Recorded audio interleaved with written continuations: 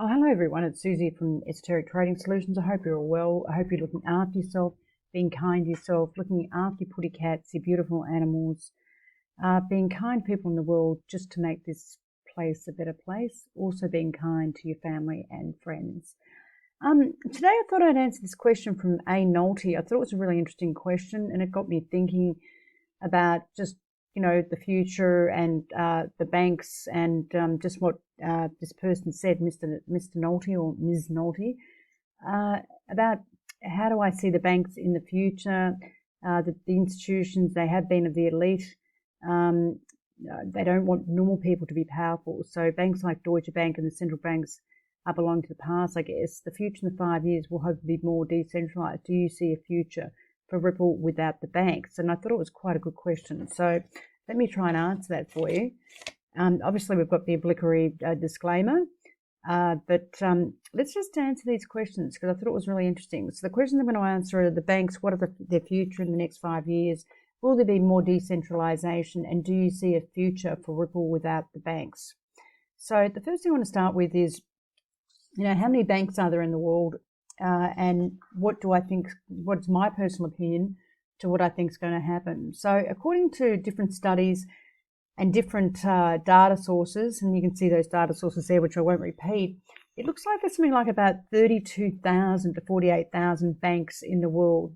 And banks open every day and they close every day. So there's a lot of banks out there globally in the world, and it could be anything from, as the Banking Almanac says, 25,000 through to 32,000, through to 60,000, through to 48,000. So anyway, there are a lot of banks, but there aren't as many banks as there are corporates and companies in the world. The estimates for corporates and companies are something like about 190 million to about 280 million in the world. So that's a lot. And the reason why we can't get sound estimates, sound figures, is because companies, like everything else, open and they go bankrupt and they close every day and open every day. So it's very difficult. It's an ongoing figure that we can't get. So in terms of the banks, it looks like, if we look at figures that come out from the from the BIS, the Bank of International Settlements, they're basically saying that non-bank financial institutions are lending much more and doing a lot more business than the banking sector is doing since 2015. So very quickly, if you look at this non-banking sector, on the lending side, the stats were like this, and now they're going higher and higher and higher and higher. If you look at the banks, basically the banks is the blue one, and they're losing business to these non-banking financial companies, okay? So non-banking, and that's an interesting story because it does reflect in the bank's profit and loss, their margins. Their margins are being squeezed all over the place, and their profit and loss is being squeezed all over the place, and banks are not as profitable as they used to be because there's a lot of competition from non-bank companies that don't have to go through all the regulations that are set down by basically set down by the central banks, and not all the regulations that's set down by, say, the SEC or APRA in Australia, the Australian Prudential Regulatory Authority, or the Bank of International Settlements, and all sorts of different regulations that they have to look at, can go with those guidelines. So essentially, non-banks are actually doing better than banks in the world in terms of business. If you don't lend out money, you don't make any money. That's pretty much the story in banking these days. So if we go to the next one, and the one I'll talk about is Deutsche Bank, because everyone knows what happened with Deutsche Bank. When I was trading years ago in fixed interest and financial markets, working for banks, and I was on the fixed income desk, Deutsche Bank was a AAA rated entity. Now Deutsche Bank's had its demise, and literally their credit rating now is BBB+. So they used to be AAA. They did a lot of loans, they did a lot of derivatives, a lot of swaps. They used to issue their own paper, and it used to be AAA. But now it's basically on the lower end of investment grade. You have BBB+, BBB, and BBB- is the lowest of investment grade. If it goes below BBB-, it actually becomes high yield. So Deutsche Bank has done a lot of restructuring. They're getting rid of a lot of people. The bank has low profitability from the years gone by. It's not as good as it used to be in terms of its financial position, which is very unfortunate because I remember a very, very strong Deutsche Bank in those days, back in the 90s, okay, early 90s. So if we look at what's going on with job cuts going globally, particularly in Europe, it's a very bad story indeed. You know, these figures suggest, and if you look at this, you know, 40-odd thousand are being cut in Europe, which is a lot in banking, Middle East, North America, and Asia. Obviously, Deutsche Bank is the biggest one in trouble, 18,000, and it spreads right across every country, as you can see. If we go even further down, banks everywhere are cutting globally, okay, people. And we've been seeing this in Australia since literally from what I can remember. I started with ANZ Bank years ago in 1986. They were cutting jobs then, and they're basically still cutting jobs now. So to be in banking is not a great story because, you know, you're just going to, sorry about that noise there, you're just going to get, you know, you're going to lose your job pretty much. And I've heard it's even getting worse now. So what we're seeing in banks is, yes, there's a demise in the industry. The profitabilities are being cut. The margins are being cut. Competition's increasing everywhere. Jobs are being cut right across the board. And on the same side of that, they've got the cost of compliance, which is, you know, what's been set down by the SEC or APRA, the cost of the central bank compliance, the cost of, you know, all different types of compliance, and cost of capital to maintain their book, you know, to try and avoid a 2008 collapse is what we saw when some of the banks ran out of money and funding. And so on one side, they've got huge costs to stay with compliance, and on the other side, their revenue and their margin is reducing dramatically. Now, I have heard of situations in Australia where banks have actually given up their banking license and become private companies again, or just public companies or private companies, because they don't want to have to go through the banking regulation, you know, where you've got to hold, if you've got loans on your book, you've got to hold capital. The cost of capital is very expensive, could be 8, 12, 15%, and you've got to maintain balances with the Reserve Bank of Australia. Now, that would be like that for any bank globally. They'd have to maintain balances with the central bank, and, you know, it just becomes even more and more expensive. So, you know, I see, to answer your question, Mr. or Mrs.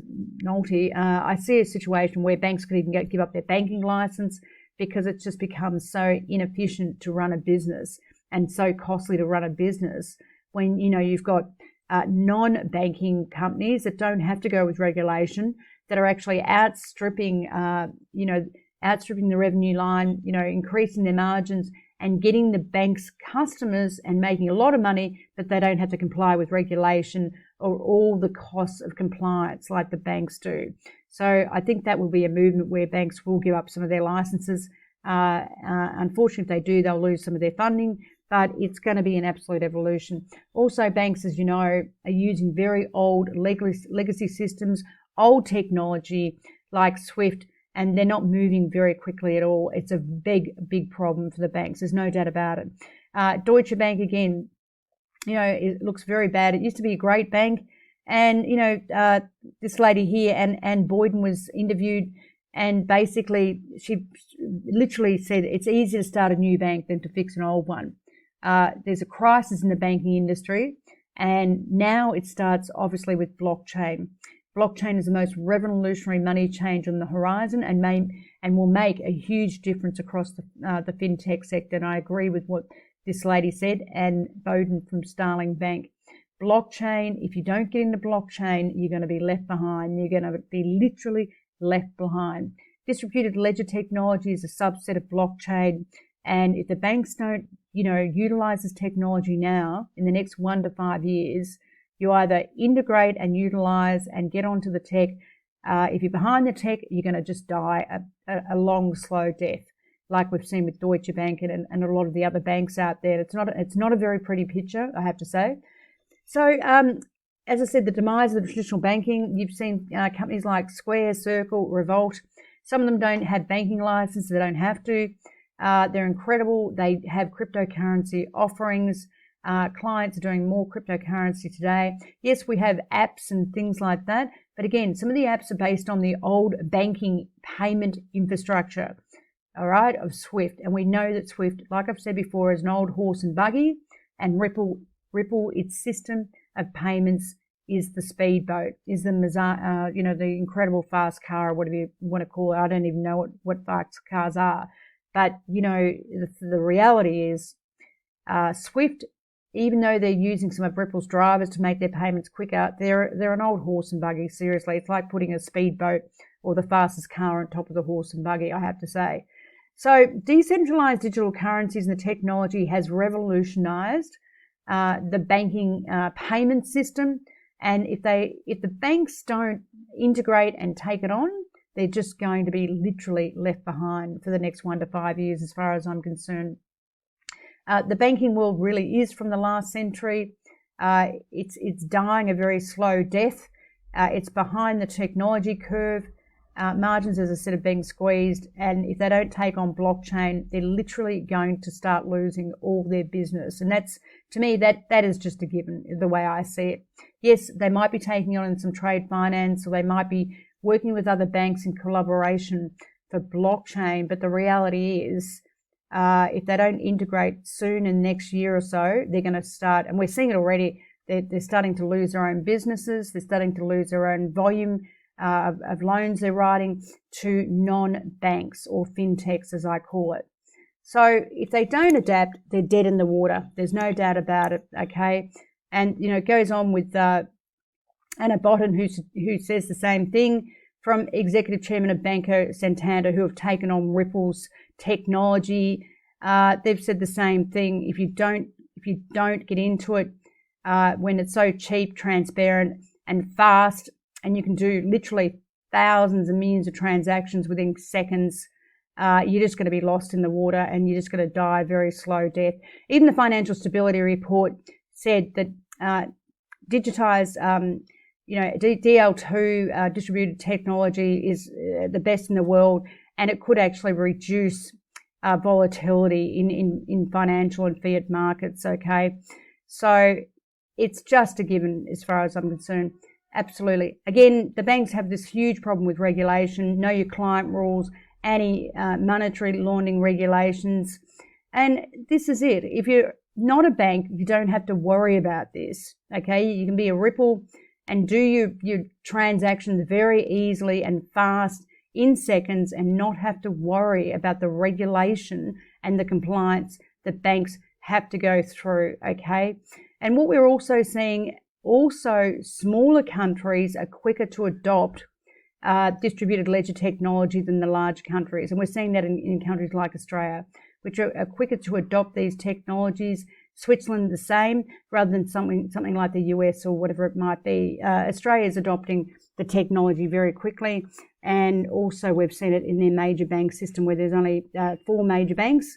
And if a country's got a lot of major banks, it's going to be slower to adopt this type of technology as well. So we are seeing that as well. Distributed ledger technology is here to stay. It's not going to go away. The governments can't keep shutting their eyes. It's here. It's the most incredible technology since the internet. And I've said that before on my YouTubes. It is incredible, okay? And it will not go away. The banks are very concerned about the regulation because, again, if they do anything, they have to tread very carefully, because they've got the possibility of billion-dollar fines if they make a mistake by the regulators. Fintech companies don't have to do that. So fintech companies, non-bank companies, when I talk about fintech, that's what it means. They don't have to worry about that. So these guys are the speedboats. The banks are the old horse and buggy, okay, and using old horse and buggy settlement systems. So Accenture found 9 out of 10 banking executives say their bank is exploring the use of blockchain and payments, but they haven't actually done anything.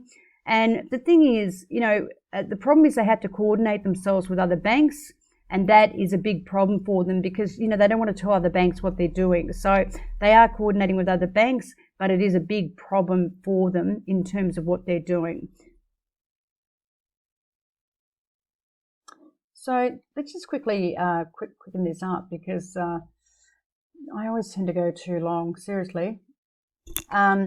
So again, major competitors, as I said. So what else we got here? The majority of banks are very slow, and we've seen that, very slow to take on any sort of distributed ledger technology. So coming back to now answering your second question, will there be more decentralization? I say yes, and of course there will be. Studies by the largest chartered accounting firms suggest that decentralization will happen in every industry and every country. And it will happen fairly quickly because of competition and pressures on pressure because of costs and everything else, and pretty much losing your own client base. So, study by PricewaterhouseCoopers looked at 600 executives from 15 different territories and asked them about the blockchain question, and found out that pretty much all the organisations that they surveyed, 84% of them were talking about blockchain, and no one wanted to be left behind. Gartner forecasts that blockchain will generate an annual business value of more than $3 trillion US, 3 trillion, which is huge, by 2030. So, the value there is incredible. So they found that people are very concerned. Obviously, the executives are concerned about being left behind, and that's a real reality. A lot of them are still in development. Only a few portion, 15% according to their survey, is actually live. If we look at the industries that are leading in blockchain, clearly it's the finance industry, 46% against all other smaller industries because of payments, which is revolutionary, and Ripple's technology is revolutionary. In terms of territories that are ahead in terms of blockchain, they found China was way ahead of everyone else, which is really interesting. Also, Deloitte's, another survey of Deloitte's, who's another huge chartered accounting firm, found the same situation. China is ahead of the curve in terms of blockchain and distributed ledger technology. Even though they're closing down miners and exchanges, they're way ahead in terms of this technology, and they're even bringing out their own coin, their own central coin, which will be the Chinese renminbi. So they're way ahead if we compare them to, say, the US, for example. If you look at the biggest barriers that are quoted, are regulatory uncertainty, lack of trust, and ability for banks themselves to work together, because they don't want other banks knowing their client base or what they're doing in terms of selling different financial products and that sort of thing. So there's lots of barriers to, obviously, even to corporates, working with other corporates, because, they're all in competition with each other, trying to get the other company's client base and that sort of thing. And knowledge. A lot of them haven't really got that knowledge either. So the main thing stalling, according to the Pricewaterhouse survey, was costs. They're unsure how to start, and lack of governance, plus time, and obviously trust. Again, their main compliance concerns, mainly you'll see US has many concerns. Australia does. We're a very compliant country. China's not so concerned, and Europe and the like have higher figures than, say, China. So it's no wonder China's going full steam ahead with blockchain and distributed technology. The key findings of this survey were 84% are involved in blockchain, but they're not yet live, obviously. They all have a trust issue. China's the leader, and many are very concerned about interoperability of systems going forward. And that is a problem for distributed ledger technology as well, with different coins and tokens. And that's a big problem, not surprisingly so. So if we look at Deloitte's very quickly, we look at theirs. They did a survey of 1,386 senior executives, over 1,000 odd. They did them in different countries, Canada, China, parts of Europe, obviously Asia and the Middle East. Very interesting survey. They found that 53% of respondents said that blockchain technology has become a critical priority for their organisation. And basically this has increased by 10 points over the last year. So absolutely critical. If we see this, it just says that which countries are looking at blockchain in a very serious way. China is ahead, and that's the same as Pricewaterhouse survey. Again, the views between last year and this year, it's become a critical priority, much more than last year, 43%, 53% now, much more important. Going forward, blockchain will gather mainstream adoption. 86% said yes. They believe it's a compelling business case, of course, and those figures have gone up from 70-odd% or 60% to 86%, which is massive. Okay, there's a lot of barriers. Again, this is the same as Pricewaterhouse. People are very concerned about the regulatory environment, and obviously trust and security and this sort of thing.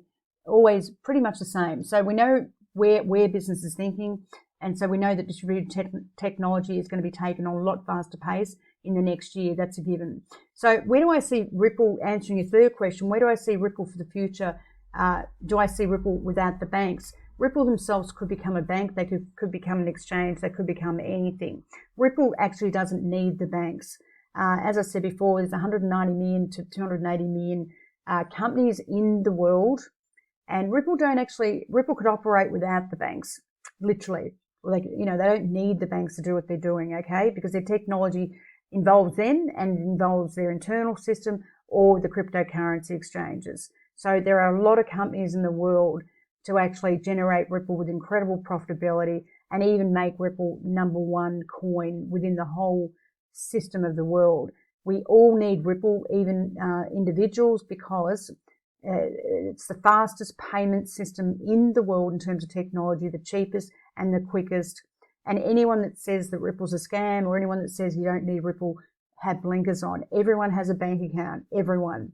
And everyone that has a bank account has to deal with SWIFT, or they have to deal with Wirex, or they have to deal with some other settlement system, which will take payments and cross-currency payments, anything from 3 to 20 days, okay? So people out there that say Ripple's a scam are just on drugs. Literally, you'd be sued if the system Ripple would be sued if the system didn't work. They don't need the banks, absolutely not. To answer your question, Mr. or Mrs. Nolte, they don't need the banks. There's enough companies in the world that could propel Ripple either way. Also, to add to that, Ripple is buying other investments. They bought an exchange. They've invested in other coins, other technology. They're buying, smart contract platforms. They do have smart contract platforms. They're going into other things. They're even going to music and gaming. So Ripple do not need the banks. They're not just a payment system. Their technology is not just orientated towards the payment system, okay? Even though that's a massive part of what they do, Ripple can do micropayments. They can be a bridge currency, a store of value, a medium exchange, global liquidity, smart contracts, micropayments. They can settle any other asset, any other type of security. Now they're going to gaming, they're going to music, they're investing in other companies as well. They could even buy a bank if they wanted to. They could buy other companies. They have a lot of money. So they don't actually need the banks. Again, there's 7.4 billion people in the world. And out of those 7.4 billion, 50% are children. And again, everyone has a payment settlement issue with cash, okay? My money, as I said before, comes out of my bank account on Thursday to pay my friend. My friend doesn't get that money until next Wednesday. It's atrocious. If you want to send foreign currency, if I want to send foreign currency to my friend in the US from Australia, I'm lucky if they get that within 10 business days, all right? Everyone needs Ripple. That's a fact. So as I said before, they don't need the banks. And, the bottom line is if companies and banks don't take on this incredible technology, which is the most incredible technology since the internet in 1992 or 1993, they are just going to be left behind. There is no doubt about it. As Brad Garlinghouse said, we make global commerce payments more efficient. We do it in scale. We do it cheaply. We do it fast. Ripple is the speedboat. Any other company that's using the old bank legacy systems are just using the horse and buggy. I mean, that's a reality, okay? So adoption is, literally Mr. Zhu said from Zooks, said basically adoption with previous mass adoption studies comes when it becomes very easy for the majority to use cryptocurrencies. We saw it with cash, we saw it with the PIN card, mobile phones, this sort of thing. So when it becomes very easy for the user or the populace or the masses to use cryptocurrency and get used to it, that's when adoption takes place. So anyone that's frustrated with Ripple's, price, I understand, but the masses, the critical adoption, the masses have to start using XRP. We're finding that more and more cryptocurrency is available in shops. People are starting to use it more. And so when the masses get used to the technology and it becomes easy to use, this is when we will see the price of Ripple, XRP, go up. And as I said before, if XRP is saving companies 70 basis points or 70 cents in the dollar on their cost, then XRP itself has to have value. I mean, it's very, very simple. If they save someone 70 cents, then XRP itself has value. And don't forget, internally, Ripple use it internally for a client that doesn't use XRP, and they use it, clients use it externally when they hold their own XRP. Okay, very quickly, guys, that's it. Just a little promo for me. If you like personalized reports, please contact me. You invest thousands in cryptocurrency, and in all different types of cryptocurrencies. A lot of there's over 3,300 out there that many 90% of them, 99% of them, as Brad Garlinghouse said, are scams. So please come to me with some reviews. Also, please, a bit of marketing, touch the subscribe button. I would appreciate that. I'm starting to understand how YouTube works. It's only taken me a year and a half, and someone said I was too old for it. They were probably right. I am too old for it. So touch that subscribe button. I'd appreciate it. Send some comments, because I do look at everyone's comments, okay? This basically is education only, not financial advice. So there's the obligatory disclaimer. Anyway, guys, thank you very much. I hope you're all well. I hope you're looking after your family and friends, looking after yourself, more importantly, looking after your animals, your potty cats, just being kind to people in the world generally, because it's a really, really hard place, this world. And honestly, if I watch the news, it just gets me down. Too much